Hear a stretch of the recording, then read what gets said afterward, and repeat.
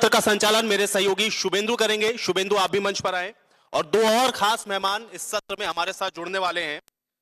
Doctor SS. Bansal, आप MD हैं SSB hospital के।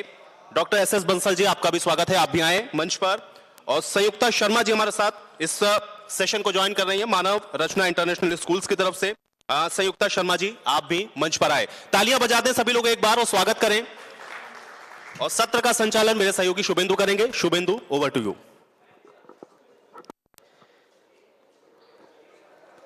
बहुत शुक्रिया आयुष।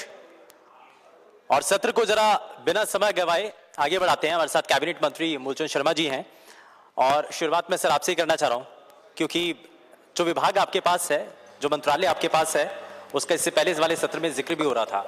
क्योंकि आज हम देख रहे हैं बढ़ता प्रदूषण, पॉल्यूशन, इसका जिक्र बहुत तेजी के साथ हो रहा है। और लोग ये चाहते हैं कि समस्या आज की है तो समाधान भी आज ही मिलना चाहिए। हालांकि कोशिशें इसमें हैं। तो कितना बड़ा बदलाव आप देख रहे हैं और कितने कदम आगे हम बढ़ पाए हैं? आगे आने वाले समय की पॉलिसीज इस पर क्या है? पूरे देश में जो पॉल्यूशन है, सबसे ज्यादा एनसीआर में सबसे बहुत बुरी हालत है। और एनसीआर का इलाका हर साल नवंबर, दिसंबर और सबसे ज्यादा पॉल्यूशन अपने सर्दियों में नीचे आता है। और ये पॉल्यूशन की समस्या आज नहीं, पुरानी समस्या है।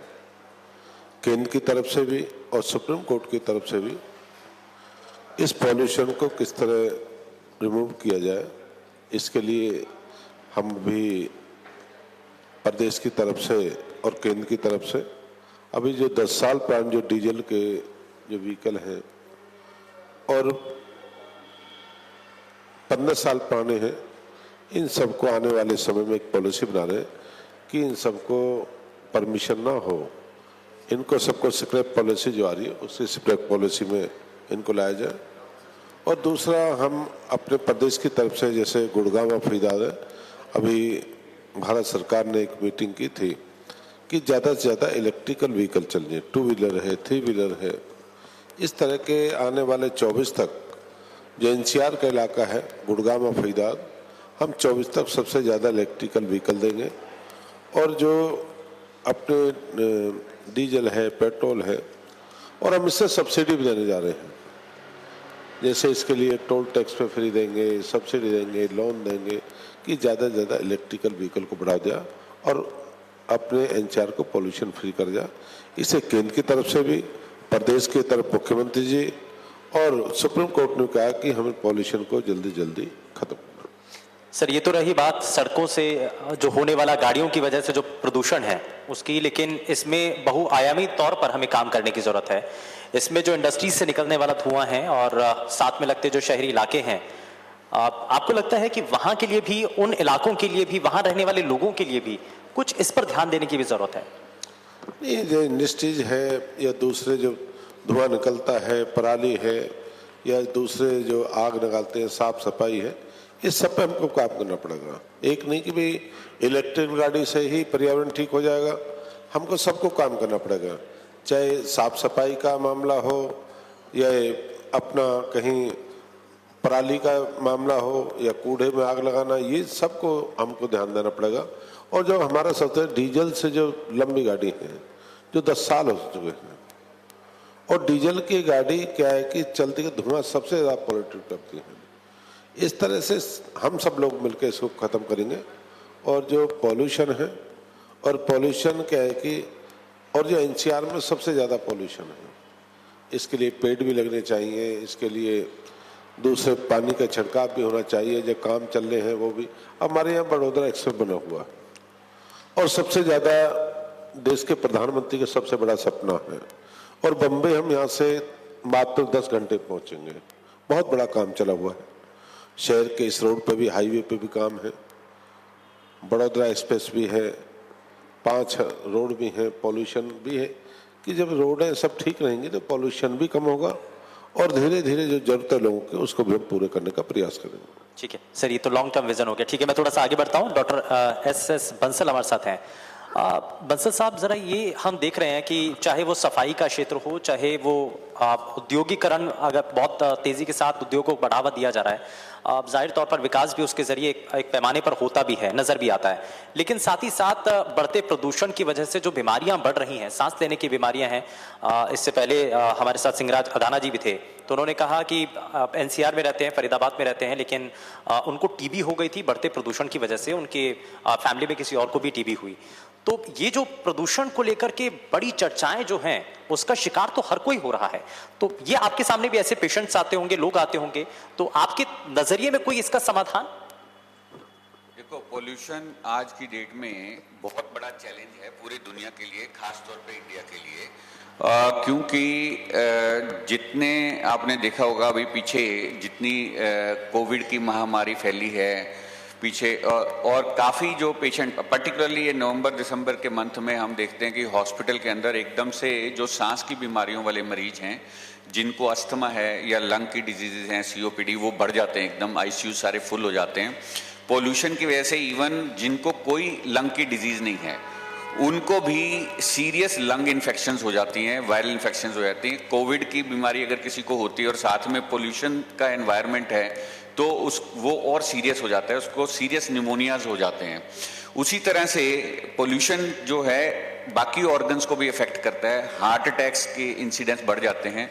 तो पोल्यूशन को ठीक करने का जो मुझे ऐसा लगता है कि इलेक्ट्रिकल व्हीकल एक बहुत बड़ा जो फ्यूचर में आने वाले टाइम में हमें लगता है जब इलेक्ट्रिकल व्हीकल्स आ जाएंगी तो पोल्यूशन एक तो उस वजह से काफ़ी कम हो जाएगा। सड़कों के जो आजकल आप देखेंगे ट्रैफिक जैम है, इतनी ज़्यादा व्हीकल हैं, एक आदमी एक गाड़ी में ट्रैवल करता है तो आप एक घर के अंदर 5-5 गाड़ियां हैं, या फरीदाबाद से जैसे शहर में सेक्टरों में, तो उससे एक घर में अगर 5 लोग हैं तो 5 गाड़ियां हैं, तो नेचुरली सड़कों पे एक तो कंजेशन हो रही है, एक पोल्यूशन बढ़ रहा है। स्लो ट्रैफिक चलता है, गाड़ी स्टार्ट रहती है, पोल्यूशन बढ़ता रहता है। तो एक तो इलेक्ट्रिकल व्हीकल इसका सोल्यूशन है। दूसरा, जो स्क्रैप ऑफ की पॉलिसी आई है, तो जितनी पुरानी डीजल की गाड़ियां हैं 10 साल से पुरानी, वो सारी अगर हटा दी जाएं सड़कों से, उससे फर्क पड़ेगा। तीसरा जो इम्पोर्टेंट है वो ये कि अगर वेट मोपिंग की जाए, सड़कों पे अगर झाड़ू लगाने की बजाय वेट मोपिंग करी जाए तो डस्ट कम हवा में आएगी, उससे पोल्यूशन कम हो जाएगा। तो एक ये है। दूसरा, इसमें सबसे इंपॉर्टेंट चीज ये है कि अगर लोग पूलिंग करें व्हीकल्स की, तो या पब्लिक ट्रांसपोर्ट यूज करें, तो उससे भी पोल्यूशन कम हो सकता है। और पर्टिकुलरली ये नवंबर, दिसंबर, जनवरी के दिनों में गवर्नमेंट की तरफ से कुछ सख्ताई करनी पड़ेगी इसमें, तब कंट्रोल होगा। बाकी तो पूरा साल इतनी नहीं होती, ये 3-4 महीने जो हैं वो बड़े क्रिटिकल हैं। ठीक है, इन कुछ महीनों का जो आप जिक्र कर रहे हैं, इसमें हमें पहले से और भी ज्यादा एहतियाती कदम और पहले से तैयार रहने की जरूरत है। क्योंकि जैसा कि इससे पहले के सत्रों में भी जिक्र हो रहा था कि हर साल डेंगू की दस्तक तो होती है, लेकिन उससे पहले हम हर साल की तरह, क्योंकि हम हर साल देखते हैं, हम उसकी तैयारियां करते हैं, तो हम पहले की जो गलती है उससे कितना हम सीखते हैं, ये भी समझने की जरूरत है। लेकिन संयुक्ता जी, मैं जरा आपसे समझना चाह रहा हूँ, अब सफाई जो कि हमारे जहन में है, हम शुरुआत से हमें बचपन में भी सिखाया जाता है, पढ़ाया जाता है कि आपको अपने आप को सही रखना है, साफ रखना है, आपने अपने घर को साफ रखना है। लेकिन जब हम समाज के तौर पर सामाजिक जीवन में आ जाते हैं, तो हम ये जो बातें हैं क्यों हम भूल जाते हैं? क्या हमारी जो शिक्षा पद्धति है, जिसमें हमें साफ सफाई के बारे में और ज्यादा जानकारी जो हमारी सभ्यता के अंदर है, हमारी संस्कृति के अंदर है, ये सभी चीजें हमें किताबी ज्ञान के जरिए भी मिलना जरूरी है क्या? मुझे पूछ रहे हैं? बिल्कुल, बहुत अच्छा आपने ये पूछा है कि जब बच्चे स्कूल में आते हैं, तो मुझे ऐसा लगता है सुबह से मैं ये टॉपिक को 3-4 पैनल्स, 5 पैनल्स के थ्रू सुन चुकी हूँ जिसकी हम बात कर रहे हैं। और बहुत थैंक यू पहले तो आपको कि आपने इसको इस प्लेटफॉर्म पे डिस्कस किया, इसको different perspectives, different sections of society के लोगों को आपने बुलाया है और बहुत अच्छा अवेयरनेस पहुँच रहा है। और यशपाल जी ने स्कूलों में जाके क्लस्टर्स में स्कूलों के बच्चों को इकट्ठा करके, टीचर्स को, सबके साथ ही अवेयरनेस 3-4 लेवल्स पे हम लोग इसको ऑलरेडी दे चुके हैं। पर जो आपका क्वेश्चन ये है कि जब छोटे बच्चे स्कूल में आते हैं तो हम इन चीज़ों की बहुत बात करते हैं, पर जैसे जैसे हम बड़े बड़े होते जाते हैं, सो हम उन चीज़ों को कहीं ना कहीं भूलने लगते हैं, मैनिपुलेटिव ज़्यादा हो जाते हैं, डिफेंसिव ज़्यादा हो जाते हैं, कहीं ना कहीं बहुत सारी चीज़ें हमारे व्यवहार में मिलावट करती चली जाती हैं और हम थोड़ा सा सेल्फिश होने लगते हैं। तो मुझे पहले तो स्कूलों की जिम्मेदारी के बारे में बात करूंगी कि स्कूल्स जो है ना, इस पर्टिकुलर इशू पे, मुद्दे पे जहां हम बात कर रहे हैं, डॉक्टर बंसल भी कह रहे हैं, सर ने भी बात की, तो स्कूलों के जो बच्चे और स्कूल जो है वो सबसे बड़े चेंज मेकर इसमें साबित हो सकते हैं, क्योंकि स्कूलों में इतने बच्चे पढ़ते हैं कि अगर वो बच्चे घर जाके बात करते हैं तो घर वाले बड़े लोग भी बच्चों की बात बहुत ध्यान से सुनते हैं। और एक बच्चा अगर आप एम्बेसडर एक फैमिली में बना देंगे तो मुझे लगता है कि वो बहुत अच्छा, जिसको हम कोशिश करें कि घर घर तक पहुंचे, और हर घर हर यूनिट जब तक वेस्ट फ्री नहीं होगा तो फरीदाबाद वेस्ट फ्री कैसे होगा। सो हर यूनिट को अगर हम बात करते हैं, हर यूनिट में जितने 5-6 लोग उस घर में रहते हैं, सो इंडिविजुअली एवरीबडी, सबको जिम्मेदारी इस चीज़ की लेनी पड़ेगी। और उस जिम्मेदारी को बिल्कुल ये देखना कि वो क्रियान्वित हो, क्योंकि हम सुबह से कह रहे हैं सबको जानकारी है, बट मैं ये कहती हूँ हमेशा कि knowing is not equal to doing. जब हम बोलते हैं कि रूरल एरिया में अवेयरनेस फैलाने की ज़्यादा ज़रूरत है, शहरों में अवेयरनेस है लेकिन एफर्ट एंड एक्शन कितना है, उस पर कितना हम फोकस करते हैं, वो बड़ा ज़रूरी बात है कि हम सब इस चीज़ की जिम्मेदारी लें। और बड़े जैसे हम हों तो हमारे साथ अच्छाई भी बड़ी हो। वो होता ये है कि अच्छाई छोटी होती चली जाती है, बाकी चीज़ें हमारे व्यवहार में आनी शुरू हो जाती हैं। तो एक तो स्कूलों में हम पूरी जिम्मेदारी के साथ ये रखते हैं कि हर स्टेज पे बच्चों के साथ सिर्फ बात ना की जाए, बच्चों के साथ स्कूलों में ऐसी अपॉर्चुनिटीज़ क्रिएट की जाएं कि बच्चे की जो एजुकेशन है वो वास्तविक जीवन के लिए है। तो जितने रियल लाइफ इश्यूज़ के साथ उनको जोड़ेंगे, हमारी नेशनल एजुकेशन पॉलिसी आप जानते हैं उसमें प्रोजेक्ट बेस्ड लर्निंग पे बहुत बात की गई है। तो प्रोजेक्ट हम दूर दराडे के देखने की बजाय अपने कम्युनिटी का प्रोजेक्ट देखें। और मैं चाहूँगी कि ये फरीदाबाद का जो स्वच्छता मिशन है, ये हर एजुकेशन वाला हर स्कूल अपने एक प्रोजेक्ट में जोड़ ले तो ये बहुत बड़ी मुहिम बन जाए। ठीक है, ये एक अच्छा सुझाव हो सकता है इसमें कि पॉलिसीज में थोड़ा सा हमें चेंजेस करने की जरूरत है। लेकिन इसमें सर मैं आपसे समझना चाह रहा हूँ मूलचंद शर्मा जी कि फरीदाबाद से आप आते हैं, फरीदाबाद की जनता आपको बखूबी तरीके से पहचानती है, जानती है, समझती है, आपसे लगातार मिलते भी रहते हैं। लेकिन जो फरीदाबाद के लोगों के लिए और फरीदाबाद नगर निगम जिस बड़े उद्देश्य के साथ आगे बढ़ रहा है, 2 महीने के टारगेट को अचीव करने के लिए जो नीति पॉलिसीज तैयार की गई हैं, आपको लग रहा है कि निगम कमिश्नर की तरफ से जो कमिटमेंट किया गया है वो जल्द से जल्द पूरा हो, और उसके लिए प्रदेश की सरकार का सहयोग इसमें क्या होगा? नहीं, फरीदाबाद सबसे बड़ा नगर निगम है और सबसे बड़ा औद्योगिक क्षेत्र भी है, और फरीदाबाद औद्योगिक क्षेत्र के साथ साथ सबसे बड़ा पॉपुलेशन का क्षेत्र, और पॉपुलेशन के साथ साथ जहां साफ सफाई जो निगम के अधिकारी हैं, और सलम का इलाका सबसे बड़ा अनप्लान्ड इलाका है। जहां उद्योग जगत होता है वहां अनप्लान्ड होता है। और मैं कहता हूं 3 विधानसभा तो ऐसी हैं जहां अनऑथराइज कॉलोनी होती है, और ये इलाका सारा प्लान इलाका है। साफ भी, सफाई करना भी, परिवहन भी करना, हॉस्पिटल, डॉक्टरी, ये सबसे बड़ा है। पानी भी लाना, कि निगम के लिए कई चैलेंज है, बहुत बड़े चैलेंज है निगम के लिए। पूरा पानी लाना, रेनीवेल से पानी लाना, अनऑथराइज में पानी पिलाना, पानी पहुंचाना, कलेक्शन करना, सफाई भी करना। कि हमारा तो सारा जो निगम के जो अधिकारी जितने हैं, सबसे बड़ा चैलेंज है कि पानी भी यहां से 20 किलोमीटर दूर से आता है। और प्रदेश के मुख्यमंत्री ने, मैं इसलिए आपने कहा है, मैं थोड़ा आउट चल रहा हूं, कि पानी के लिए भी हमें सबसे बड़े बड़े रेनीवेल हमने बनाई है। निगम का पानी सबसे बड़ा पार्ट है। 4 रेनीवेल हमने तैयार करी हैं, 5 रेनीवेल और तैयार होनी है।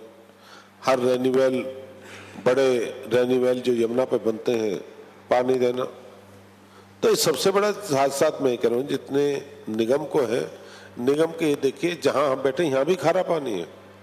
पूरे फरीदाबाद में यमुना के अलावा मीठा पानी नहीं है, पार्ट को छोड़कर सारा खाने पर है। निगम के लिए पानी लाना भी, सफाई की व्यवस्था भी करना नहीं, और कलेक्शन करना भी। आज भी निगम में पानी के कलेक्शन की सड़कें बन चुकी हैं, लाइट लग चुकी हैं, LED लाइटें पूरे शहर में, आज भी कलेक्शन 0 है। जब तक कलेक्शन नहीं करेंगे इस शहर के काम नहीं हो सकते। हाउस टैक्स नहीं है, हाउस टैक्स है तो कॉमर्शियल इंडस्ट्री, रेजिडेंस नहीं है। कि जब तक पूरी तरह निगम का सारा जितने अधिकारी, हम भी लोग हैं, पार्षद हैं, मंत्री हैं, विधायक हैं, तब तक एक एक चीज पे हम काम नहीं करेंगे कि पानी का बिल कहाँ से होगा, सीवर का कहाँ से होगा, डेवलपमेंट का कहाँ से होगा, बिल कौन बांटेगा। और मैं कहता हूँ अभी तो 70% कॉलोनी में अनऑथराइज सीवर और पानी है, हम कर नहीं पाए। और जब परिवहन की बात है, और हमने सारे जितना अपना ये शहर है अपने निगम का क्षेत्र, और हम चाहते हैं कि शहर में छोटी छोटी मिनी बसें हों। बड़ी बस हमने 100 चलाई है, निगम के क्षेत्र में चलाई है, छोटी बसों की हम और करें।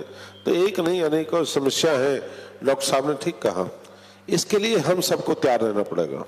एक नहीं है फरीदाबाद को सुनना, देश और दुनिया के मानचित्र पर एक ही फरीदाबाद था कि जब एशिया पर कहते हैं कि फरीदाबाद में सुई बनती है तो फरीदाबाद को क्षेत्र बनती है।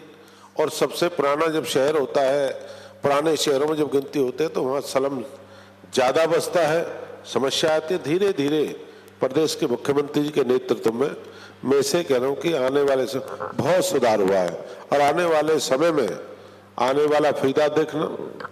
और 14 से पहले फरीदाबाद आपके मित्र साथी मीडिया के साथी बैठे हैं, 14 में क्या हाल था, आज 21 में सुधार किया। बाकी बहुत है, काम करना है, बाकी बहुत है। अच्छा, एक आपने पराली जलाने को लेकर के जिक्र किया था, लेकिन हाल ही में जब 3 कृषि कानून वापस हुए, आउट ऑफ द बॉक्स मेरा सवाल है थोड़ा सा, तो ये कहा जा रहा है कि अगर एक्शन नहीं लिया जाएगा, क्योंकि अभी इससे पहले भी चर्चा हो रही थी कि जब तक एक्शन नहीं तब तक इम्प्लीमेंटेशन भी नहीं, तो अगर किसानों को लेकर के पराली जलाने पर, क्योंकि बड़ा एक कारण इसके पीछे माना जाता है, तो अगर इस पर एक्शन नहीं, कोई मुकदमा दर्ज नहीं, तो कैसे आप संकेत देंगे? नहीं, किसान हमारे भाई हैं। मैं स्वयं किसान का बेटा हूँ। मैं ये तो कह सकता हूँ कि किसान पराली जला रहा, पराली का भी एक कारण है, बॉयलर भी एक कारण है, जनरेटर भी एक कारण है, गाड़ी भी एक कारण है, पेड़ों का लगना। पर हम पराली के लिए, किसानों के लिए जो लेटेस्ट जो मशीन होंगे, जैसे अब कई पराली का जो काम है बॉयलर में काम आ रहा है, उसको इकट्ठा करके इंडस्ट्रीज में खिलौनों के काम में आज किसान का 5,000 रुपये एकड़ जो पराली का जो तूड़ा है, आज भी 4-5 रुपये। हम चाहते हैं किसान का जो पराली का खेत हो, कम से कम 10,000 रुपये पराली का वो जले नहीं और पराली का सदुपयोग हो। हम इस तरह की केंद्र की सरकार और प्रदेश की सरकार इस तरह की हम पॉलिसी लेके आएंगे। ये नहीं कि किसान किसान की तो मजबूरी हो सर, किसान को तो नवंबर फसल बिजाई करनी है।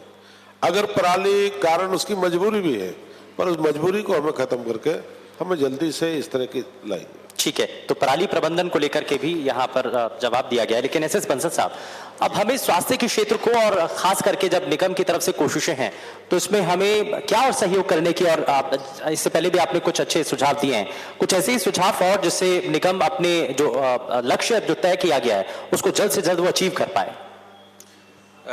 जो पब्लिक के पॉइंट ऑफ व्यू से मुझे ऐसा लगता है कि जो इतनी हम बीमारियां पीछे, डेंगू हुआ, फिर चिकनगुनिया भी हुआ, उससे पिछले कुछ सालों में हर साल कुछ ना कुछ सीरियस एक एपिडेमिक की फॉर्म में फरीदाबाद में एकदम से बहुत सारे पेशेंट आते हैं।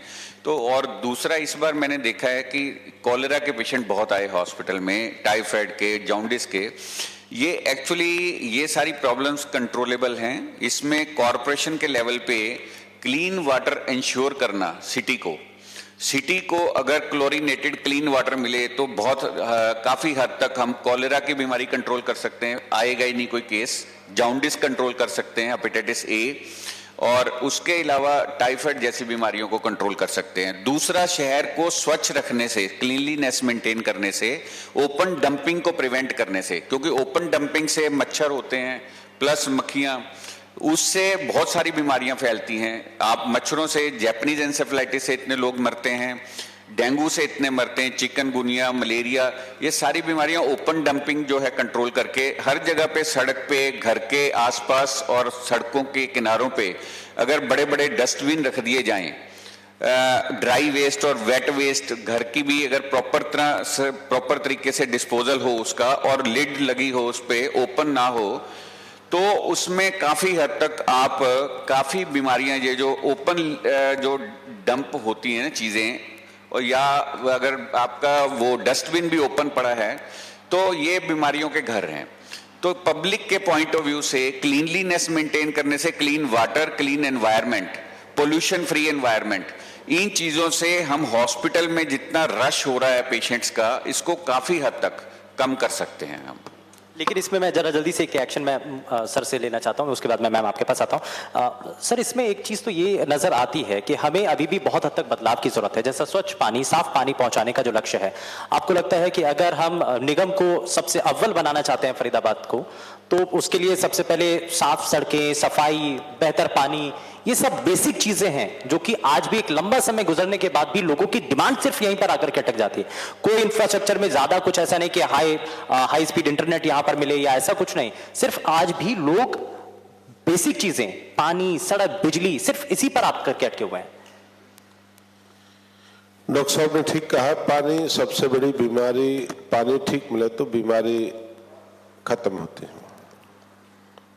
और धीरे धीरे जैसे फरीदाबाद का लोगों की पॉपुलेशन बढ़ी और धीरे धीरे पानी भी, जो मीठा पानी निकलता चला गया और पूरा शहर खारी पानी में तब्दील हो गया।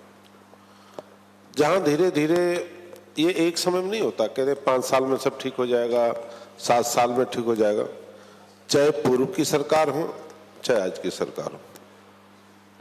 और एक समय सब चीज में जो डॉक्टर साहब, सब में समय लगेगा।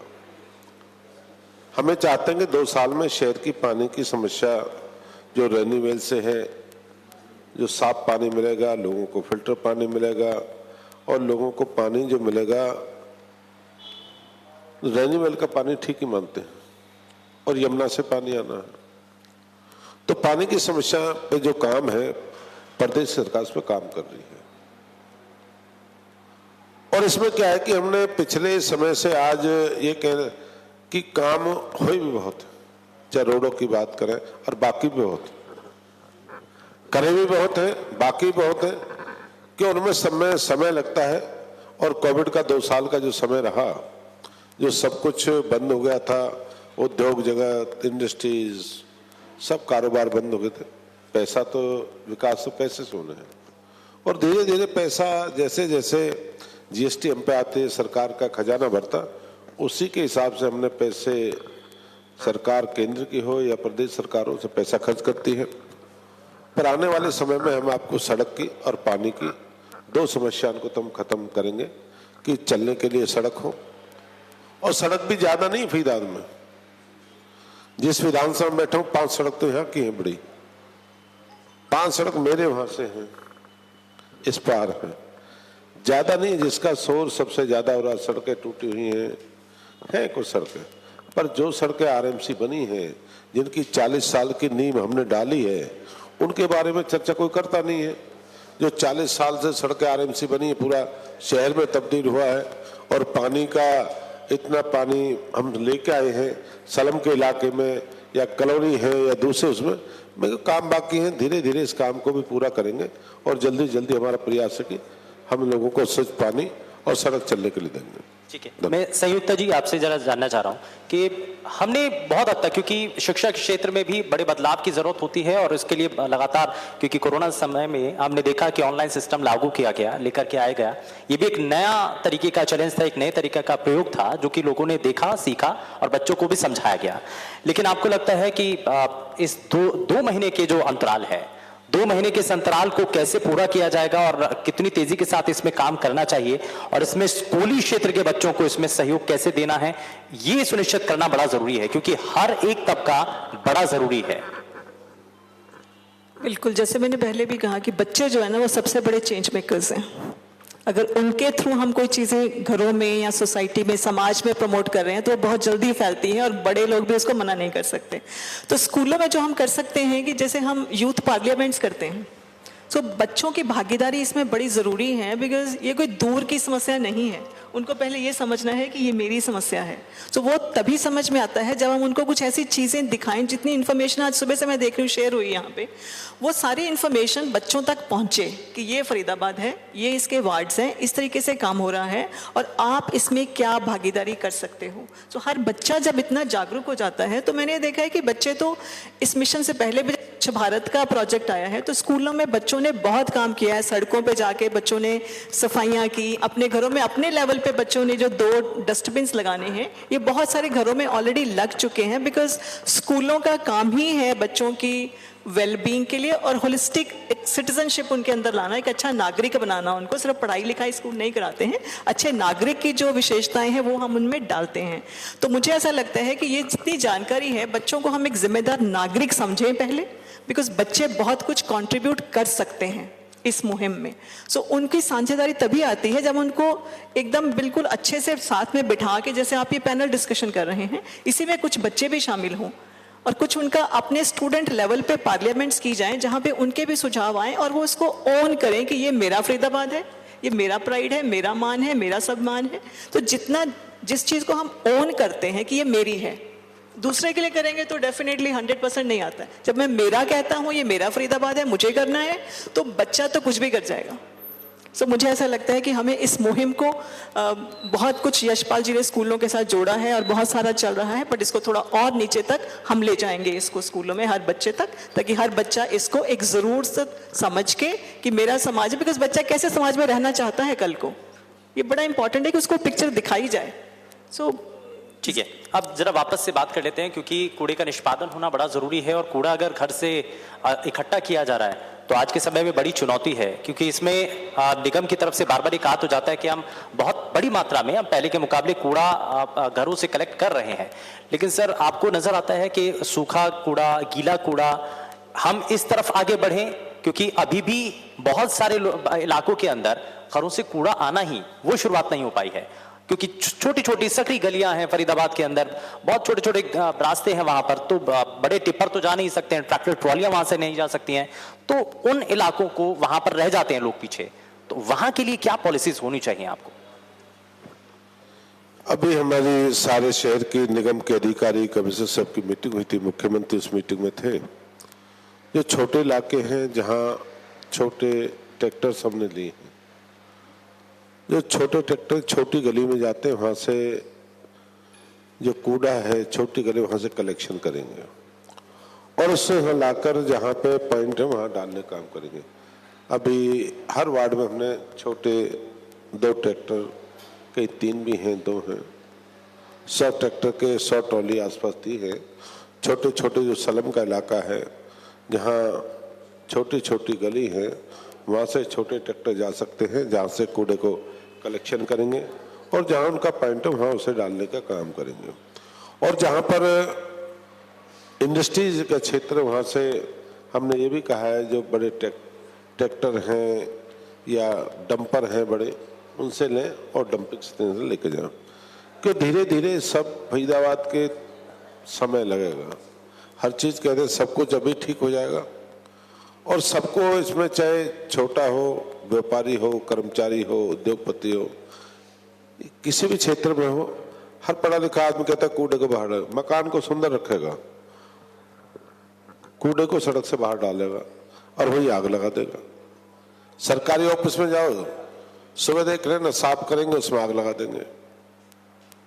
चाहे प्राइवेट हो, चाहे सरकारी हो, चाहे किसी भी क्षेत्र में हो, सबको क्या है कि जहाँ कलेक्शन है, जहाँ आपने कहा छोटे अपने जो अपने छोटे छोटे जो अपने वेस्ट ये टैंकर टाइप हैं उनमें डाला जाए, बाजार में छोटे छोटे वेस्ट रखे जाए, तो इस तरह से तब तक सब लोग इस पे नहीं लगेंगे। इंदौर के लिए इंदौर के लोगों ने बहुत प्रयास करा है, वहाँ के प्रशासन तो अपना काम करता है, सरकार अपना काम करेगी, जो लोग हैं उनको भी अपना धर्म निभाना पड़ेगा, तब इस शहर को हम सुंदर बना पाएंगे। सरकार सुंदर बनाना चाहते, लोग नहीं बनाना चाहें, कैसे काम चलेगा? अधिकारी करना चाहें, हम साथ दें, कैसे काम होगा? सरकारी हो या राजनीतिक लोग हो या शहर के तमाम लोग हों, चाहे छोटे सलम का इलाका है, बड़ा सलम का इलाका है, हम सब लोग मिलकर चलेंगे तो शहर सुंदर बनेगा और उसमें सब सहयोग करेंगे। ठीक है, मैं जरा एसएस बंसल साहब आपको भी शामिल कर रहा हूँ। मेरा सवाल आपसे यह है कि जब भी कोई मुहिम शुरुआत होती है, हम पहले भी चर्चा कर रहे थे कि उसमें आम जनता का बड़ा सहयोग होना चाहिए, तो ये जिम्मेदारी भी आ जाती है कि जनता को इसमें सहयोग करना है। अब जनता ये समझती है कि अगर हमारे घर के बाहर या घर के आसपास कहीं पर भी कूड़ादान है, तब तो हमारे पास समाधान है कि हम वहां पर जाकर के कूड़ा डाल सकते हैं, लेकिन अगर वहां पर कूड़ादान नहीं है तो फिर क्या करेंगे लोग? परेशानी तो ये भी है ना। जी जी। बंसल साहब, मैं ये बड़ा अच्छा आपने पॉइंट बोला। मैं इस चीज को खुद रियलाइज करता हूँ कि अगर किसी को अपना कूड़ा घर के बाहर फेंकना है तो उसके पास एक मैकेनिज्म होना चाहिए, जैसे कि उसके घर के बाहर अगर कोई बड़े बड़े डस्टबिन लगे हुए हैं जिसमें वेट का और ड्राई वेस्ट का दोनों पड़े हैं वहां पे, और उनको हम अगर ये बोलते हैं कि भी अगर जिम्मेवारी उनकी है तो वो लोग अपना घर का कूड़ा उसी डस्टबिन में डालेंगे, अदरवाइज उनको फाइन लगेगा। प्लस दूसरा, जो फिर हर रोज उसका डिस्पोजल होना चाहिए, हर रोज गाड़ी आए कॉरपोरेशन की और उसको कूड़े वो जो डस्टबिन है उनको खाली किया जाए, फिर उनको क्लीन, रेगुलरली क्लीन रखा जाए। तो घर के बाहर डस्टबिन की अवेलेबिलिटी ना होने की वजह से लोग जो हैं बेसिकली ओपन डंपिंग कर देते हैं। तो एक तो ये प्रॉब्लम है। तो अगर जैसे मान लो कि कूड़े का अभी ये सोचा गया है कि कन्वेयंस, चाहे छोटी रेडी लगाएंगे या ट्रैक्टर लगाएंगे उससे कैरी करेंगे, वो तो हो गया कि अगर वो ओपन डंपिंग करेंगे तो उसको भी उठा उठा के वो कैरी करेंगे। इससे अच्छा है कि हम चाहे उसमें लोगों को पार्टिसिपेट करने के लिए फोर्स करें, लोगों को हम उसमें, जैसे हॉस्पिटल के अंदर क्या है कि हॉस्पिटल की जिम्मेवारी होती है कि वो सेग्रीगेशन भी करें, हर तरह की वेस्ट की हम सेग्रीगेशन भी करते हैं, जिसमें येलो में पस है, रेड में ब्लड की प्रोडक्ट्स हैं, उसके बाद आपका जनरल वेस्ट ब्लैक में है और ब्लू में आपकी कांच की और शार्प एजेस की आइटम है, वो सारी सेग्रीगेट की जाती हैं। उसके बाद हमारी हॉस्पिटल की जिम्मेवारी होती है उसको डिस्पोज ऑफ कराना। उसी तरह अगर हर हाउस होल्ड की जिम्मेवारी कर दी जाए कि भी जो घर को यूज कर रहा है, लेकिन आप समझ रहे हैं कि आज के समय में ये मुमकिन होना कितना ज्यादा मुश्किल है जी, क्योंकि अभी तो घर से सूखा और गीला कूड़ा दो रूप में निकलना बड़ा मुश्किल हो गया है जी। जैसे हॉस्पिटल में सेग्रीगेशन हो पा रही है, एक बार ट्रेनिंग की जरूरत है, हॉस्पिटल में सारे स्टाफ को ट्रेन कर दिया जाता है, उसी तरह से गवर्नमेंट का काम है एक बार ट्रेन करना और फिर इंप्लीमेंट करना, एग्जीक्यूट कर। पब्लिक पार्टिसिपेशन बहुत इंपॉर्टेंट है, हर घर को इन्वॉल्व करना पड़ेगा, उसकी जिम्मेवारी लगानी पड़ेगी। ठीक है, तो ये जिम्मेदारी सभी को निभानी होगी और इस जिम्मेदारी को आगे बढ़ाते हुए हम ये उम्मीद भी करते हैं कि 2 महीने का जो समय और टारगेट जो तय किया गया है वो तय समय पर वो काम, वो अचीवमेंट, वो जो निगम है उनको मिल पाए। खैर बहुत शुक्रिया, आप तीनों ही खास एक पॉइंट जो बंसल सर ने बहुत प्रैक्टिकल बताया, मैं सिर्फ स्कूल की तरफ से एक बता दी। जैसे स्कूल में जैसे हजारों बच्चे हैं, सब लंच लाते हैं एल्युमिनियम फॉइल में रैप करके। एक छोटा सा स्टेप हमने लिया कि एल्युमिनियम फॉइल में रैप करके नहीं लाना है, आपने अपने कपड़े में रैप करके लाना है। तो उसी से देखा कि कितना कुछ बदल गया। 100% बच्चे एक ही बार नहीं करेंगे। तो ये छोटी छोटी चीजें जो हमें नजर आती हैं कि छोटी छोटी चीजें जो है बड़े बदलाव की तरफ इशारा करती हैं। बहुत शुक्रिया, हमारे खास मेहमानों का कार्यक्रम में आप शामिल हुए और फिलहाल इस सत्र में बस इतना ही। लेकिन आप हमारे साथ बने रहिए और लगातार, क्योंकि इस पर विशेष कवरेज हमारी जारी है। Presented by Municipal Corporation Faridabad, powered by Manav Rachna Educational Institutions, Faridabad. Associate sponsor Escorts Limited, Faridabad Industries Association, Faridabad, Haryana Progressive Schools Conference, Faridabad, Indo Autotech Limited, Faridabad, Shivalik Group, Faridabad, Shell Group, Faridabad. Partner, proud to say I am SME of India. Education partner, Delhi Public School, Greater Faridabad. SSB Heart and Multi-Speciality Hospital, Faridabad, Best Heart Hospital. QRG Super Speciality Hospital, Sector 16, Faridabad. Good health, good people. Swachhata partner, Eco Green. Real estate partner, Ahimsa Nature's Park, where nature meets stature. Venue partner, Milan Vatika, Sector 11, Mathura Road, Faridabad.